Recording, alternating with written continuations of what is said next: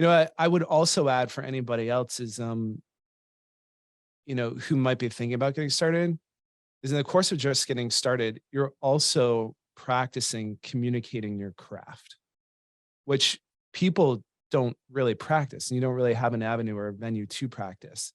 But in the course of having these conversations, the way I see it is, if someone off the street and came and asked me about these topic is like, because I talked about it in the podcast and this person has now subsequently asked me about it, am I going to be better or worse or more conversant or less conversant about talking with them about this topic? And the answer is, I'm going to be more versed. I'm going to be more conversant because I've already talked about it a couple of times.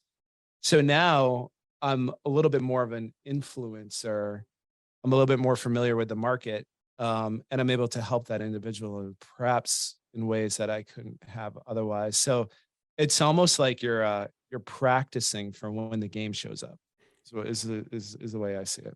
You mentioned before, and we're almost out of time, but I have to ask this real fast. You mentioned if you had helped even this one person, and you may not ever know who they are, then you've done your job. And that sounds great.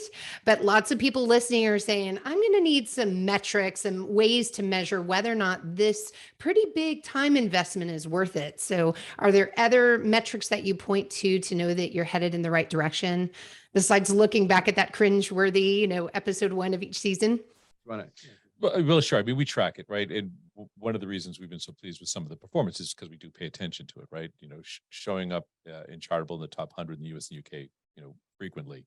It's a big deal for us, right? Because it means the message is getting out, and typically it's getting out to a lot of people who haven't heard from us before.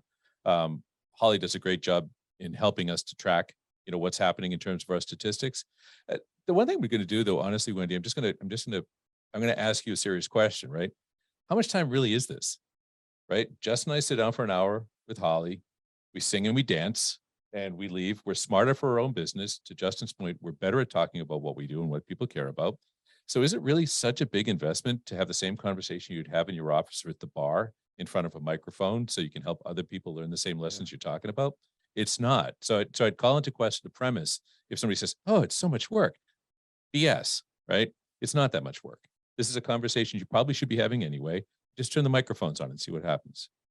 Yeah, I like that. I would, if there's any, I actually like that a ton. Well, thanks.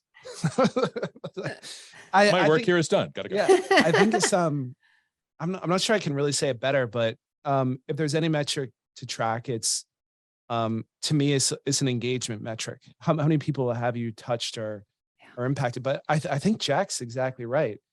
It's, if you're doing this, you're doing everything that you should be doing. The benefit of that stands alone, right? And marketing aside for a second, just the practice of building this muscle is going to serve you dividends later.